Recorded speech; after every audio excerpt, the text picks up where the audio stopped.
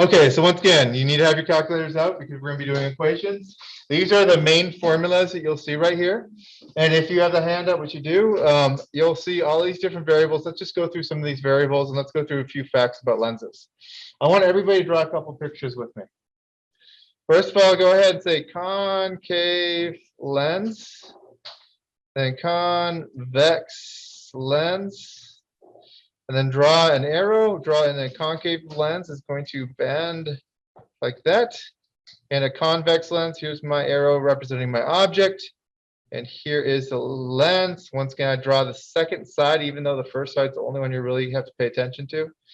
This is what's telling you is convex. This is what's telling you is concave. This is also telling you one other fact that we're going to write down in a second. But let me go ahead, get you to this point, draw a quick lens picture for each of those. Make sure you title them right. Because this is going to tell you, in a normal year, where you couldn't use your notes on the test, you draw a quick picture and you look at that front side of the lens, and that's going to tell you where the real virtual side is and if the focal point was positive or negative. Let's add one more thing. Remember with light, light's supposed to go through a lens. So if light comes back, this is the virtual. This is the real side. This is the virtual side. This is the real side. Like I said before, I was putting negatives and positives because I wanted you to start thinking about the math.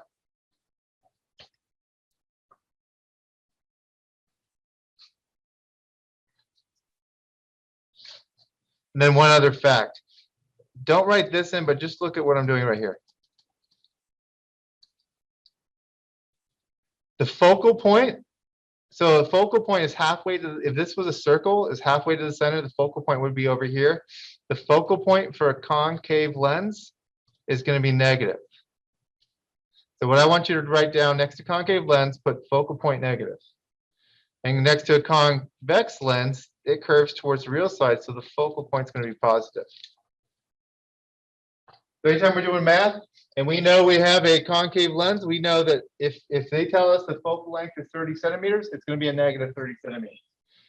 If we have a convex lens and they tell us the focal length is 30 centimeters, it's going to be a positive 30 centimeters.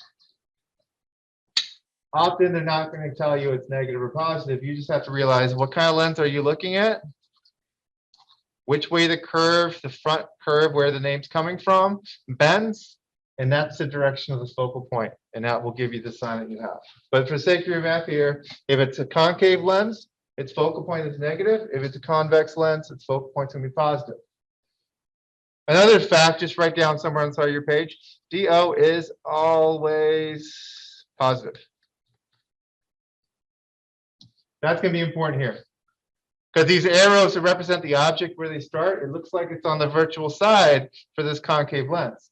But light hasn't gone to the lens yet. You start from a real object, the object can only be real. So DO is going to be always positive. It doesn't matter if it's on the virtual side or the real side. You haven't really even started creating an image yet. So you always start with a real object no matter what.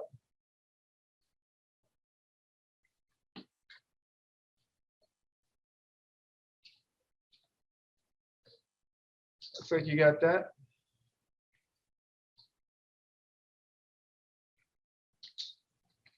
And then you might want to spend a little time and rearrange these equations, especially if you have trouble rearranging them on your own. But when you do the math, if you're solving for f, all you have to do is take the inverse of both sides, and that takes the f and moves it to the top. Notice this has a positive here. But if you're ever solving for di or do, you have to subtract out the other value, taking it to the other side, and then you take the inverse. So watch out when if you are copying these down, make sure that you have the one that you're solving for f, it's already like this, should have a positive in between. And where you're solving for di or do, it's going to be a negative in between because you'd have to subtract the other value first. So I'll give you a second, copy that down if you find that useful. I know a lot of people, you need to get used to doing the algebra, rearranging the equations, but for sake of having a place to check, this would be a good one. Also, extra parentheses are important, especially when we're typing in a lot of numbers. Having those parentheses is going to be important because when you take the inverse of it, you want to take the inverse of everything. And extra parentheses help.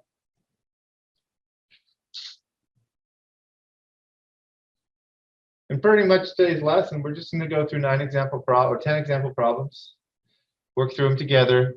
You really should be trying to type in the numbers, getting the answers on your own as we do them, making sure you're typing things in correctly, making sure you got the basic understandings that are going to help you do well on the test when we get to that.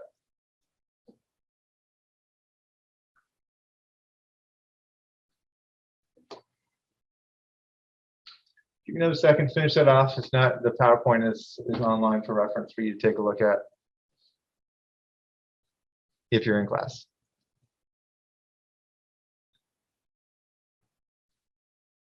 Okay, so I'm going to move on from here. I know some of you may not, your pencils are still moving, but I don't want to have too much of a pause right now. So you can find this. You can see as I do the equations, I'm going to go ahead and I'll be writing these equations down. Some of the variables. F for focal length, distance to the image, distance to the object, M for magnification, HI for height of the image, HO for height of the object. And then you have to look at the units. If you're given meters, your answer is going to be in meters. If you're given centimeters, your answer is going to be in centimeters. If you're given meters and centimeters, you're going to have to convert. And anytime we're going to choose to convert, we always convert to meters, since that's the MKS, the units of physics. We stick to meters. Take a look at this animation. Once again, some information from it. Concave lens, it's bending towards the object. It's caving around the object. The focal length is on the virtual side, so it's always negative. And then the image also, there's another fact I didn't really tell you, but it's there. This image is always going to be virtual. And this image, so therefore in the math, your image you would always get a negative value for the image. But I'll tell you, I'll say it's a virtual image, and then you just have to evaluate. If you hear the term virtual image next to image, you're going to put a negative in front of the DI. And if you see here the term real image, you're going to put a positive in front of the the DI. Also, if it's virtual, it's always going to be upright. Remember that fact that I said before. Virtual images are always upright. Inverted, if it's inverted, it's going to be a real image. And so just the opposite with the convex lenses. The focal length curves towards the real side, so the F is always positive. That image could be negative, so it could be a virtual image, but it could also be a real image. So convex lenses forms all different types of images. And there's your rearranged equations again. Let's go ahead and make a givens list from what we have here. Okay, so circle convex lens. And just a reminder, convex lens is going to bend away. So that tells you the focal point bends towards the real side because light's supposed to go through a lens. The focal point is going to be positive. So it would be worded exactly the same way. Well, here you're actually solving for the focal point. So you would just get your answer and you know the answer is going to be positive. You don't have to actually memorize it and put it into this because what you're solving for, you're going to solve for F. And when we get to our final answer, we'll see that ended up being positive as a result. So go ahead, pick your equation, the best equation that has those in it. Take your rearranged version of it, plug in your values, make sure you're writing this out on your paper. Do the math, get your answer, and I'll give you a second to get a head start. See if you can get the answer first.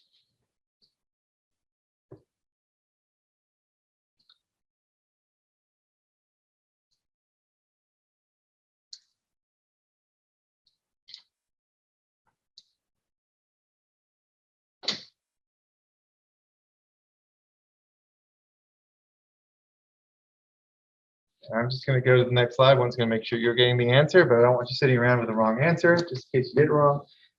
But that's the answer up there that you'll see.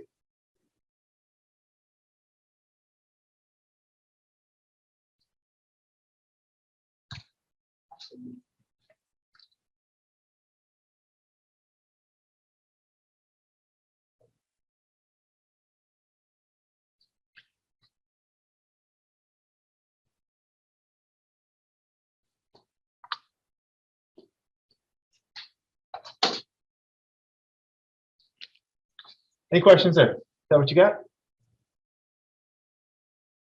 You ready to move on?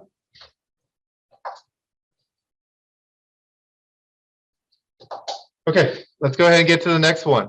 An object is 5 meters away from a convex lens, so it's the same problem as before. You're producing a real image 1 meter away. It's asking you for the magnification. So these are the givens you have right there. Now, when you use this equation down here, you only need what you need. So since m equals this, which also equals negative di over do, we're going to go ahead and we're going to ignore that middle part, and we're going to take just what we need of that equation. So m, the magnification, equals negative di over do. Go ahead and plug in your values and get your answer.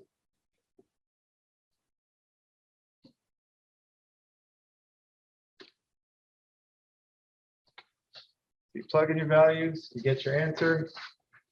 And when you get your answer, it should be something like this.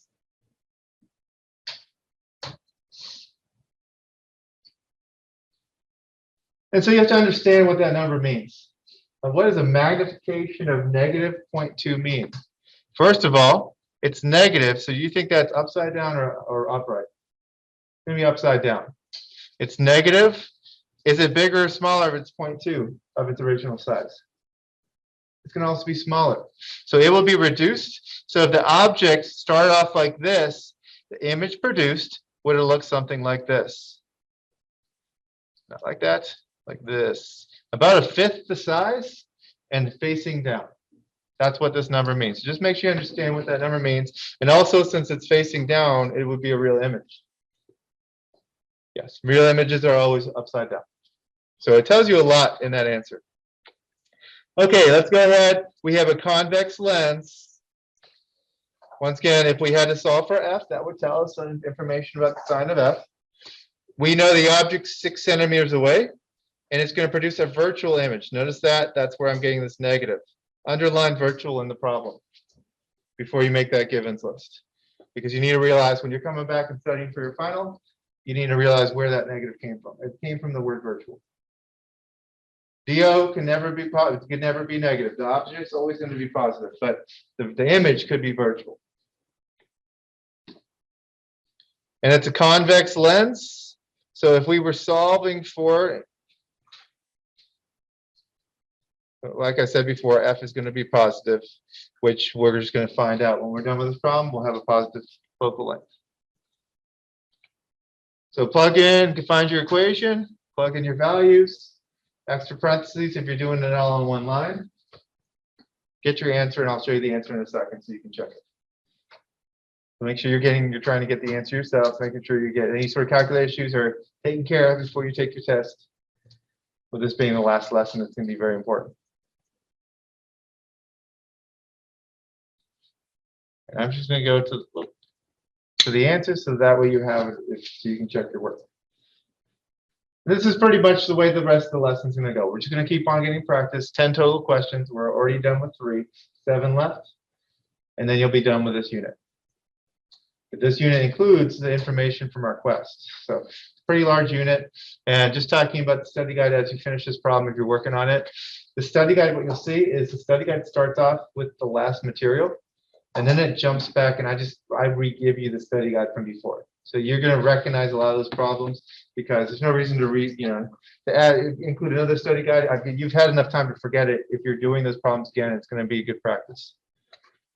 Okay, next question. You have a 2 centimeter tall object that is 6 centimeters away from a convex lens, which produces a virtual image of 7 centimeters away. So there you have the virtual again. 2 centimeter tall object, height of the object. Distance of the object is 6 centimeters. The distance of the image is a negative because of a virtual image. 7 centimeters, it's asking you for the HI. And you take a look at this equation right here. It doesn't have anything about M, but we don't need M because M is just equal to the other things. What we need is this, which rearranges to that. If we're trying to solve for HI, HO is on the bottom. We just have to multiply HO by everything. And so another way of stating that is that. So take your values from your givens list, plug them into that equation, and get your answer, and let's see what it is.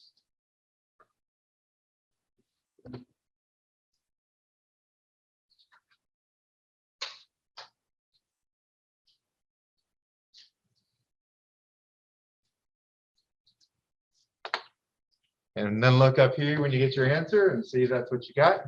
Once again, make sure you have the units, and the units are going to be taken on by the units from the problem. In this case, it was centimeters. So it's 2.3 centimeters. What does this tell you? First of all, this is a positive value, so it's going to be upright. And then it being upright, it tells you also that that it's going to be a virtual image. Virtual images are the only ones that are upright. We good there? Keep on going along. On to 5. So we're halfway through the problems after this one. We have an 8 centimeter tall object, 12 centimeters away from a concave lens. So this time we have a concave lens. So what this is going to tell us is that the focal point can be negative if we were given information, but we're actually going to solve for it. So we'll see in our answer that it's going to be a negative.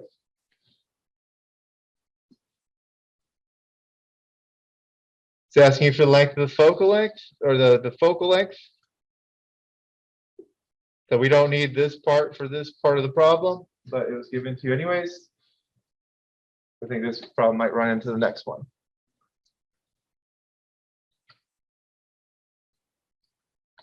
So plug in your values. I'll give you a second to get it first. And let's see if your answer equals my answer.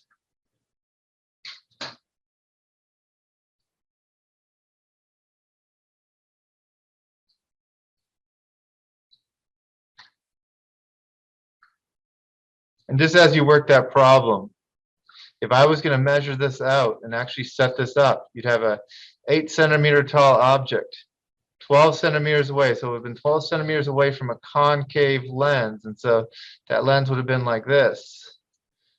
Produces an image, a virtual image 7 centimeters away. So what would happen is the image would show up 7 versus 12 would be a little past half, would be somewhere around here.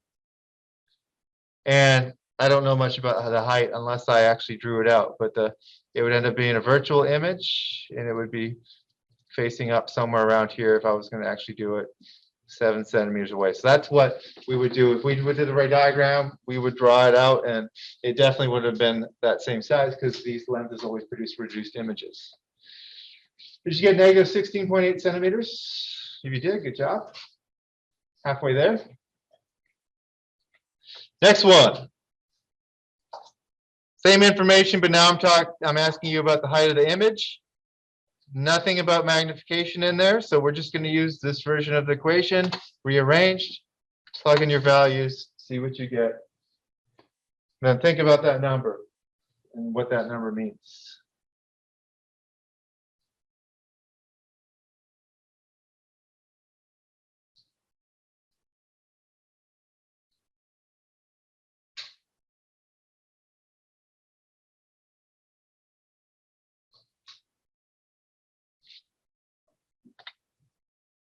And I'm just showing you the answer so you can, when you're done with it, you can look up here and check.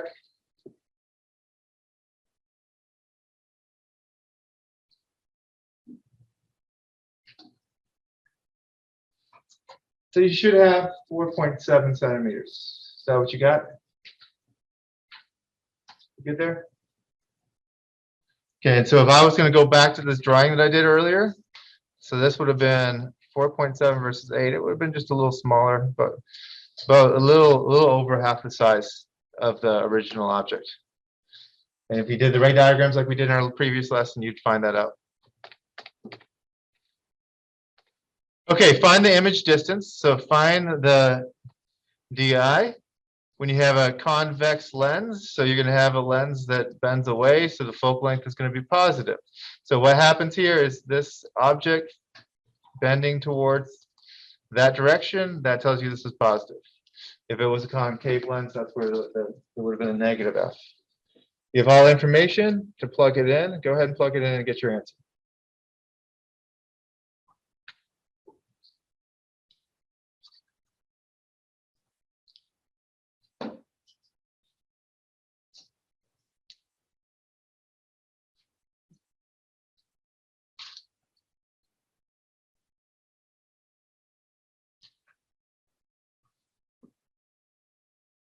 And then look up here when you get your answer and see if that matches.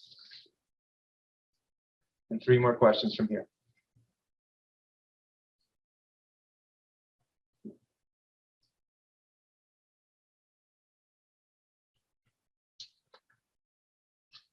And with that image, would it be a real or virtual image with that number of negative 30 centimeters?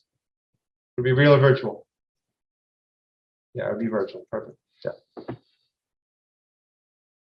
Was that enough time for this one? You good there? Okay, two more. Given this information, describe the image.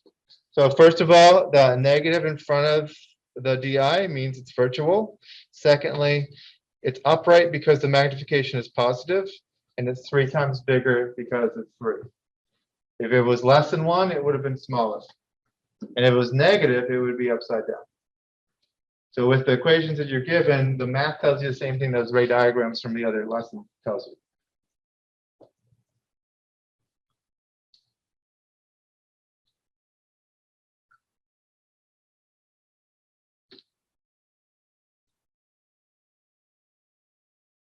Good there? Okay, last 2 problems. Find the focal length for a convex lens, so finding F. The object is 60 centimeters away. Once again, DO is always positive. It tells you it's a real image, so that tells you this is also positive. You have everything you need to do the math and get your answer. So go ahead and get that. Give me a second to finish this one off.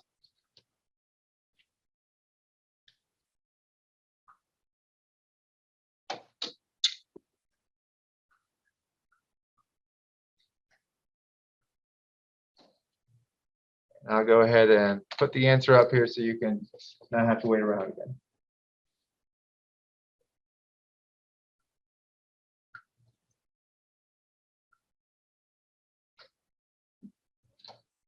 And if you got the 12, that's the answer you should be looking for, then you're good.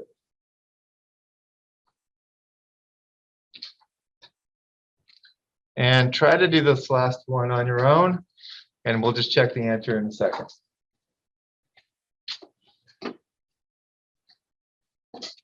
So make your givens list, do everything that I was showing you from before, get to the point where you have your answer. You always do a quick picture drawing to determine if the F is positive or negative based on that lens, or you may have already memorized the convex lens, the focal length is always going to be a certain sign.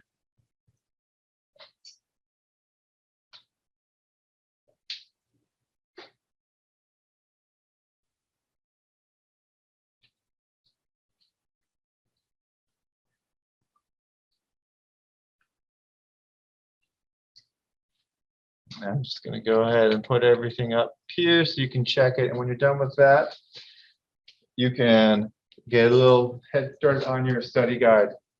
I do on page 3 and 4 of the study guide, which is really, if you're in class, you have my printout. It's 2 per page, so it's actually just the backup of the front paper, first paper you see. There's just a bunch of examples, like 7, I think, 7 or 8, that are examples that go with this lesson from the math. So if you do that, you get a head start. You have less to do tomorrow and the day after. Once again, I'm giving you 2 days to review for your test and catch up with anything else that you have to do. Test will be on Thursday.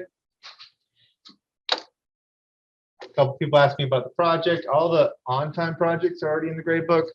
Any late project I'll have in soon this week. So I'll be pulling those grades once I catch up with a few other things I have to do.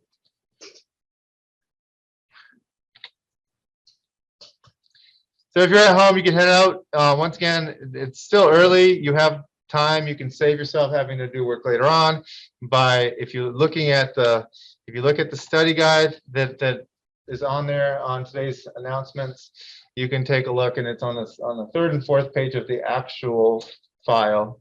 And when you look at the study guide, like I said before, it's all the new stuff since the EM quest, where it was an overall quest. That was unit section lessons 1 through 4. Then we went through lesson 5, 6, and 7. Well, I go through the 5, 6, and 7s, which you see first, and I just reprinted out. I re-added the study guide you had before, so you'll recognize the end part was just the study guide from before. Because this test will have everything. Once again, 5% of your grade on Thursday. If you're at home, you can head on out, and I'll see you tomorrow. So even though the next 2 days are review, I still want to just take a